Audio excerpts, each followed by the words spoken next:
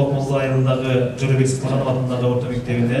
Мектептердеги окуучу өрөсүн жакшыртуу долбоорунун алкагында эл аралык Наама фонду республикадагы 10 орто мектепке акыркы үлгүдөгү компьютерлерди, түстүү принтерлер менен интерактивдүү доскаларды, смарт телевизорлорун, проекторлор үчүн экрандарды берди. Муну менен катар окуу текчелери жана отургучтар тапшырылды. Бул фонд жалаң эле материалдык жактан жардам көрсөтпөстөн бизге бардык тараптан өнүгүүгө чоң шарт түзүп берип атышат.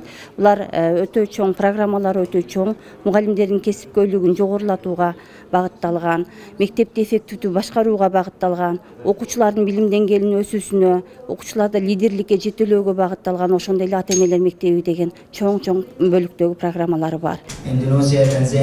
Эл аралык фонд баш аягы Кыргызстандын 60 мектебине жардам көрсөттү.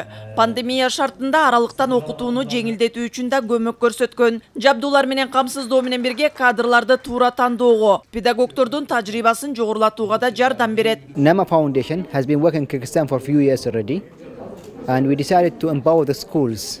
Биздин башкы максатыбыз Кыргызстандагы билим берүүнүн деңгээлин өнүктүрүү.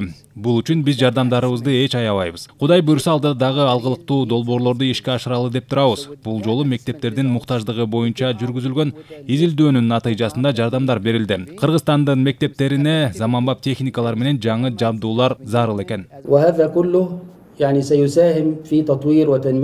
Биз жашаган өлкөбүздүн жаркын келечеги үчүн абдан күйөбүз. Кыргызстан гүлдөп өнүккөн, башка мамлекеттерге да жардам бере турган өлкө болсун деп Кудайдан тилейбиз. Ошо мектептин мындан ары өнүгүп кетишине булар жакшы салым кошуп берип атат да.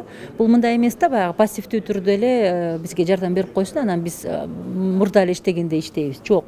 Бул эң негизги максаты бул өнөктөштүктүн.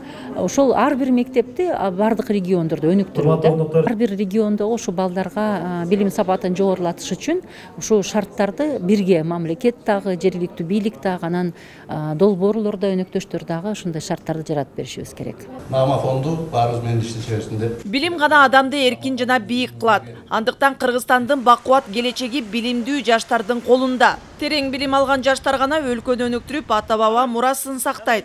Кыял Шаршеева, Нуркамил Асанов, Ала Тоо 24.